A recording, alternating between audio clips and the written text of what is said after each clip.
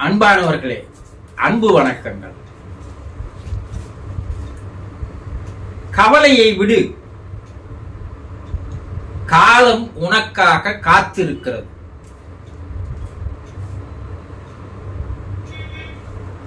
கவலை என்பது மனநோய்களிலேயே ஒரு பெரும் நோய். மனதை நாளுக்கு நாள் செல் அரிப்பது போல அரித்து உங்களை பலவீனப்படுத்திவிடும். உங்களை சிந்திக்க செய்யாமல் சிதறடித்துவிடும். உங்களுடைய அறிவு வேலை செய்யாமல் அமுக்கப்பட்டுவிடும். பின்னால் வாழ்க்கை இருண்டதாக மாறிவிடும். கவலை எல்லோருக்கும் இருக்கிறது. பள்ளிக்கு செல்லும் பிள்ளை ஐயோ படிக்க வேண்டுமே, ஹோம்வொர்க் எழுத வேண்டுமே என்ற கவலை அதற்கு இருக்கிறது. வயது வந்தவனுக்கு ஐயோ திருமணமாக வேண்டுமே, இன்னும் பெண் கிடைக்கவில்லையே என்ற கவலை அவனுக்கு இருக்கிறது.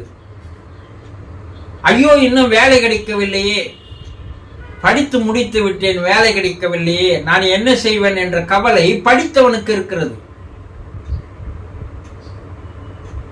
என் கணவனை என்னால் புரிந்து கொள்ள முடியவில்லையே என்ற கவலை மனைவிக்கு இருக்கிறது. மனைவி புரிந்து கொள்ள முடியவில்லையே என்ற கவலை கணவனுக்கு இருக்கிறது. பிள்ளைகளுக்கோ பெற்றோர்கள் நம்மை புரிந்து கொள்ளவில்லையே என்ற கவலை அதுக்கு இருக்கிறது. பெற்றோர்களுக்கோ பிள்ளைகளை புரிந்து கொள்ள முடியவில்லையே என்ற கவலை இருக்கிறது. அலுவலகத்திலோ முதலாளி நம்மை புரிந்து கொள்ளவில்லையே என்ற கவலை இருக்கிறது. ஒவ்வொருவரையும் தனித்தனியாக பார்த்தோமையானால் ஏதோ ஒரு கவலையோடு தான் வாழ்ந்து வருகிறீர்கள் இல்லையா? எனக்கு கவலை இல்லை, கவலை இல்லாத நான் மகிழ்ச்சியா இருக்கிற சொல்லுங்க பார்க்கலாம். ஏதோ ஒரு கவலை உங்களை ஆட்டி படைக்கிறது. நீங்கள் நடந்து போனால் உங்களுடைய நிழல் கூட வருவது போல உங்களுடைய கவலையும் உங்களோடு வந்து கொண்டிருக்கிறது. அந்த கவலையை நீங்கள் ஆரம்பத்திலேயே அறுத்து எறிந்து விட்டால் காலம் உங்களுக்கு நல்லது ஒரு வழி காட்டுவதற்கு தயாராக இருக்கிறது. ஆனா நீங்க என்ன பண்றீங்க? கவலையை மேலும் மேலும் மேலும் குட்டி போட செய்கிறீர்கள், இனப்பெருக்கம் செய்கிறீர்கள், சிறு கவலை பெருகவலையாக மாற்ற செய்கிறீர்கள். அப்படி பெருகவலையாக அது மாறும்போது உங்களை நீங்களே அழித்துக் கொள்வதற்குண்டான வழியை நீங்கள் தேடிக்கொள்கிறீர்கள்.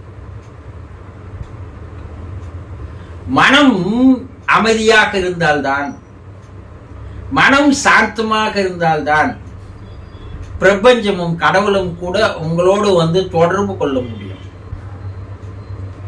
பிரபஞ்சமும் கடவுளும் உங்களோடு தொடர்பு கொண்டுதான் இருக்கிறது. உங்களுக்கு வழிகாட்ட தயாராக இருக்கிறது. உங்களை மேலே உயர்த்துவதற்கு பல்வேறு உதவிகளை செய்ய தயாராக இருக்கிறது. இறைவன் உங்களை கைவிட்டு விடவில்லை. பிரபஞ்சம் உங்களை தூக்கி போடவில்லை, அகற்றி விடவில்லை, புறக்கணிக்கவில்லை. ஆனா இறைவனும் பிரபஞ்சமும் உங்களுக்கு உதவுகின்ற நிலையில் இருப்பதை உங்களால் புரிந்து கொள்ள முடியாமல் போகிறது. ஏனென்றால் மனம் அமைதியாக இல்லை. மனம் எதையோ நினைத்து கவலைப்பட்டுக் கொண்டே இருப்பதால் இறைவனோடு இருக்கின்ற இணைப்பு உங்களோடு தொடர்பு கொள்ள முடியவில்லை. இறைவனோடு உங்களால் தொடர்பு படுத்திக் கொள்ள முடியவில்லை. அப்போ கவலை இருக்கின்ற வரை காலம் உங்களுக்கு உதவ தயாராக இருந்தாலும், கடவுள் உங்களுக்கு உதவ தயாராக இருந்தாலும், நீங்கள் அதை பயன்படுத்திக் கொள்ளுகின்ற நிலையில் நீங்கள் இல்லை என்பதை முதலில் புரிந்து கொள்ளுங்கள். நேற்று போனது போகட்டும், இன்று நடப்பது நடக்கட்டும், நாளை நடப்பது என்னவோ நடக்கட்டும்.